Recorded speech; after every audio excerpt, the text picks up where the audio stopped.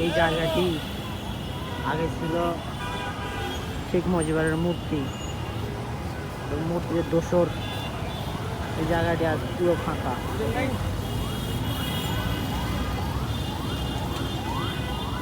আর মোটরসাইকেলওয়ালারা সবসময় থাকতো আতঙ্কে পুলিশের।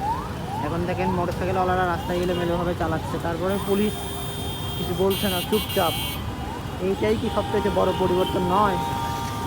এই চাইটার পরিবর্তন কি হতে পারে? দেখেন, এই যে দেখেন যাচ্ছে ওই যে পুলিশ,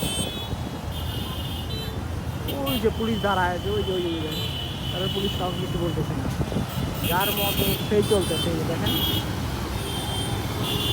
কিন্তু এটা ঠিক না। এটা আবার সাধারণ পাবলিকরা এটা বেশি করে ফেলতেছে উল্টোপাল্টা চালিয়ে।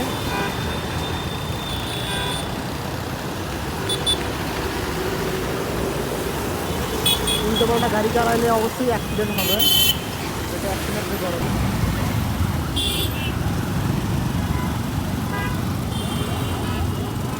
কি পরিবর্তন! পুলিশ দাঁড়িয়ে আছে, গাড়ি উল্টোপাল্টা চলতেছে, তারপর কোনো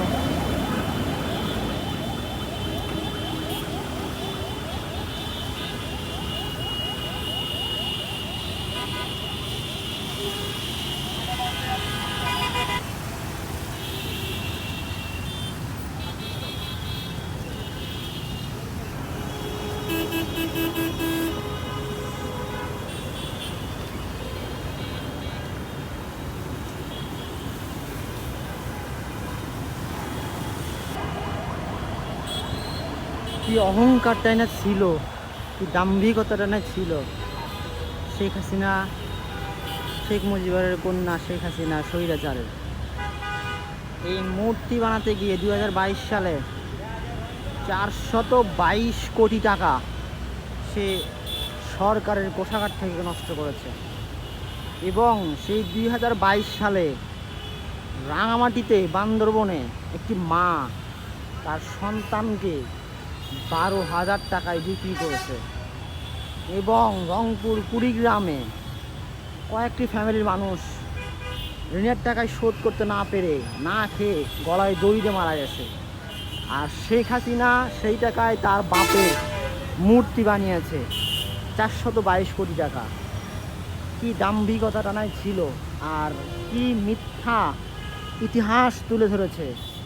বাংলাদেশ যখন হস্তান্তর করে পাকিস্তান, বাংলাদেশের কাছে তখন ইন্ডিয়ান সেনাবাহিনীর কাছে ছিল, আর তাজউদ্দিন সাহেব ছিল। এখানে দেখেন শেখ মুজিব কোথায় থেকে নিয়ে আসছে। এই হলো স্বাধীনতার বিকৃতি।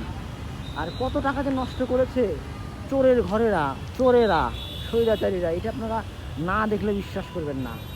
এই জায়গাটায় গাছ ছিল, গাছগুলো কেটে ফেলে তারা মূর্তি তৈরি করেছে। নেই, আজ সেই মূর্তি নেই, শেখ মুজিবের মূর্তি নেই, ভেঙে চুরমার করে ওই যে মাটিতে ফেলে রাখা হয়েছে। আল্লাহ তাআলা সাথ দেয়, ছেড়ে দেয় না। এবং দাম্ভিকতা, অহংকার কখনোই করতে হয় না।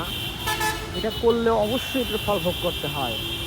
আজ সে কত মানুষকে কত কোটিপতি বানিয়েছে, শত শত কোটি, হাজার হাজার কোটি টাকা তার দ্বারায় রোজগার করেছে এবং চুরি করেছে, দুর্নীতি করেছে। আজ তারা সবাই জেল খেটে হলেও দেশে আছে, শাস্তি হলেও দেশে থাকবে, কিন্তু আর সে দেশে নেই। সে চাইলেও দেশে আসতে পারতেছে না। এইটাই হলো পাপের ফল। এই মূর্তিকাণ্ড, মানুষ এই মূর্তির সামনে জুতো পায়ে দিয়ে আসা যেত না। আমি আর জুতা পায়ে দিয়ে আসছি, কত মানুষ এখানে আসছে, কত মানুষ প্রস্রাব করতেছে। এটা কার অপমান? এটা শেখ মুজিব কন্যার কারণেই শেখ মুজিবের অপমান। অহংকার করা ভালো না।